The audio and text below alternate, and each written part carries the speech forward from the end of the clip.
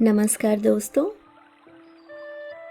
कहानी गोल्ड में आज सुनिए पवित्रा अग्रवाल जी की लिखी कहानी आखिर क्यों। कॉलेज से लौटी तो घर का वातावरण कुछ असहज सा लगा। रोज किवाड़ चाची खोलती थी, आज माँ ने खोले थे और चाची का कहीं अता पता नहीं था। इस समय रोज चाची मेरा इंतजार करती मिलती थी, फिर हम दोनों मिलकर साथ खाना खाते थे। चाचा की शादी के बाद से घर मुझे बहुत प्यारा लगने लगा था। पहले मुझे घर में कंपनी देने वाला कोई नहीं था, न कोई भाई बहन न बुआ। दादी के पास बैठने का मतलब था सिर्फ उपदेश। जीन्स नहीं पहनो, सलवार सूट पहनो, घर का कामकाज सीखो। यूँ चाची मेरी हम उम्र नहीं है, मुझसे 4 वर्ष बड़ी हैं, किंतु उम्र का यह अंतराल कुछ भी माने नहीं रखता। वह मुझे कभी बहन, कभी भाभी और कभी सहेली सी लगती हैं। हम दोनों में खूब अच्छी पटती रही है। जब से चाचा की मौत हुई है वह पत्थर बन गई हैं। हर समय अपनी किस्मत को कोसती रहती हैं। बड़ी मुश्किल से उन्हें संभाला है, लेकिन घर में कुछ न कुछ ऐसा हो जाता है कि वह अधिक दिन तक सामान्य नहीं रह पाती। यह कहना अधिक सही होगा कि दादी उन्हें सहज नहीं रहने देती। वह चाचा की मौत के लिए चाची को ही जिम्मेदार ठहराती हैं। उनके हिसाब से चाची के पांव इस घर के लिए शुभ नहीं हैं, वह मनहूस हैं। पापा और छोटे चाचा दादी को उनके इस व्यवहार के लिए कई बार समझा चुके हैं कि माँ, ये शुभ अशुभ कुछ नहीं होता। तुम्हारा बेटा बस इतनी ही उम्र लिखा कर लाया था, इसमें बेचारी बहू का क्या दोष है। तुम्हारे दुख से उसका दुख कहीं विशाल है। उसे संभालो, उसे सांत्वना दो, उसका मनोबल बढ़ाओ, उसकी जिजीविषा को कम मत करो। पापा ने एक बार तो यहाँ तक कह दिया था कि राहुल तो प्रेम विवाह करना चाहता था, किंतु लड़की मांग ली है, यह शादी नहीं हो सकती कहकर तुमने उसका दिल तोड़ दिया था और खाना पीना छोड़कर बैठ गई थी। लड़का अच्छा था, तुम्हारी जिद के सामने उसने हार मान ली थी। यह शादी तुम्हारी मर्जी से अच्छी तरह जन पत्री मिलवाने के बाद हुई थी। अब तुम किसी को दोष नहीं दे सकती माँ। किंतु दादी कहाँ हथियार डालने वाली थी, बोली, भगवान जाने जो जनपत्री हमें दी गई थी वह वास्तविक थी या नहीं। मुझे तो अब ऐसा लगने लगा है कि यहाँ भी हमें धोखा दिया गया था। पापा ज्यादा बहस नहीं कर पाए, खींचकर बोले, माँ, बहस में आपसे कोई नहीं जीत सकता, जो मन में आए करो। मैं यह सब सुनती रही थी और मन ही मन उबलती रहती थी, किंतु कुछ कहने का साहस नहीं जुटा पाती थी।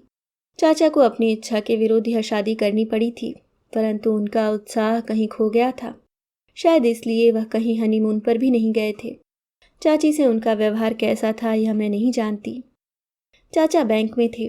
उनकी मौत के बाद बैंक में जब चाची को नौकरी देने की बात उठी तो दादी ने कहा, बैंक में बात करके देखो कि यह नौकरी मृतक की पत्नी की जगह उसके भाई को दी जा सकती है क्या।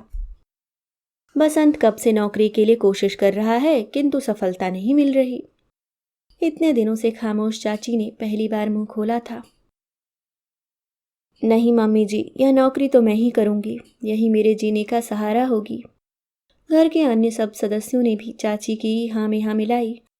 तब से दादी चाची से और अधिक नाराज रहने लगी थी। आज भी जरूर कुछ हुआ है। मुझे घर में आए इतनी देर हो चुकी है, परंतु अभी तक चाची का कहीं पता नहीं है। जरूर वह अपने कमरे में बैठकर रो रही होंगी। मेरा अनुमान सही निकला, वह अपने कमरे में थी। उनकी आंखें रोते रोते सूज गई थी। मुझे देखते ही वह मुझसे लिपटकर रोने लगी। दीपा, मैं क्या करूं, कहाँ जाऊं, अब जिया नहीं जाता। माँ बाप है नहीं, भाई भाभी मेरी शादी करके विदेश चले गए थे और मेरी इस दुख की घड़ी में भी नहीं आ पाए। जरूर उनकी कुछ मजबूरी रही होगी। इसका मतलब यह तो नहीं कि वह मुझसे प्यार नहीं करते, वैसे वह आकर भी क्या कर लेते। अपने दुख तो मुझे खुद ही सहन करने होंगे। बैंक की यह नौकरी भी मैं इसी के लिए करना चाहती हूँ, ताकि व्यस्त रह सकूं और किसी पर बोझ न बनूं। मैं घर में कुछ दिन और रही तो लगता है पागल हो जाऊंगी या कुछ कर बैठूंगी, लेकिन मम्मी जी तो मुझे रुलाने का कोई ना कोई बहाना ढूंढती रहती हैं। अब ज्यादा परेशान करेंगी तो मैं यह घर छोड़ दूंगी। मुझे दादी पर बहुत गुस्सा आ रहा था। आखिर वह अपने को समझती क्या है। ठीक है, यह मकान उन्हीं के नाम है। दादाजी बहुत पैसा छोड़ गए हैं, इसलिए वह किसी पर आश्रित नहीं है। इसका मतलब यह तो नहीं कि वह किसी को कुछ समझे ही नहीं। पता नहीं घर के अन्य सदस्य उनसे सम्मानवश कुछ नहीं कह पाते, या उनकी दौलत कहीं उन्हें विरोध का स्वर ऊंचा करने से रोकती रही है। किंतु मुझ पर उनका रौब कुछ ज़्यादा नहीं चल पाता। उनसे बचने का मैंने एक तरीका अपना रखा है कि मैं उनके पास बैठती ही नहीं। पर आज मेरा मन उनसे झगड़ने को कर रहा था। मैं उठने को हुई, पर मेरे हाव भाव देखकर चाची ने मुझे रोक लिया। दीपा, आप मेरी तरफ लेकर मम्मी जी से कुछ नहीं कहेंगी, आपको मेरी कसम है। दूसरे दिन सुबह मैं कॉलेज जाने के लिए निकल ही रही थी कि दादी सामने आ गई। वह पूजा करके मंदिर से लौटी थी। मुझे देखते ही बोली, ठहर दीपा, पूजा पाठ में तो तुझे रुचि है नहीं, प्रसाद तो लेती जा। मैंने पूजा की थाली में से प्रसाद लेते हुए दादी से पूछा, दादी आप भगवान में विश्वास करती हैं? तू कैसा बेवकूफ़ी का प्रश्न पूछ रही है दीपा? क्या तू रोज मुझे पूजा पाठ करते, मंदिर जाते नहीं देखती? हाँ, वो सब तो देखती हूँ, फिर भी पूछ रही हूँ। सुना है जीवन मृत्यु भगवान के हाथ में है, भगवान की बिना इच्छा के संसार में कुछ भी नहीं हो सकता। तूने बिल्कुल ठीक सुना है बिटिया, बिना भगवान की इच्छा के तो पत्ता भी नहीं हिलता। लेकिन दादी, जीवन और मृत्यु तो अब पूरी तरह भगवान के हाथ में नहीं रहे।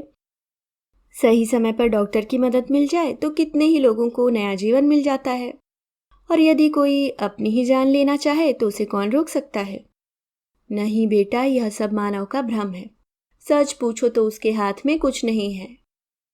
बस परिस्थिति वैसी बन जाती है कि इसको कितना जीना है सब पहले से निश्चित होता है।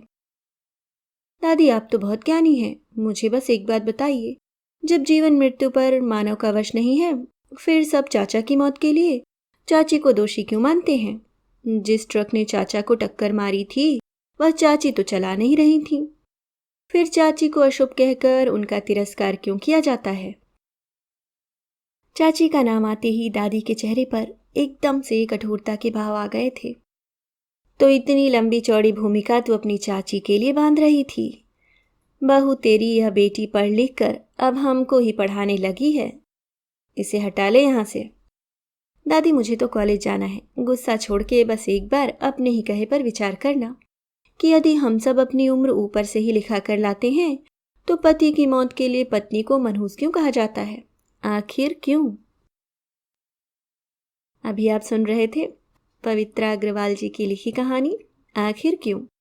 दोस्तों, अगर कहानी आपको पसंद आ रही हो तो वीडियो को लाइक करना ना भूलें, और अगर आप चैनल पे नए हैं तो सब्सक्राइब ज़रूर करें। मिलती हूँ किसी और नई कहानी के साथ, तब तक के लिए मुस्कुराते रहिए। धन्यवाद।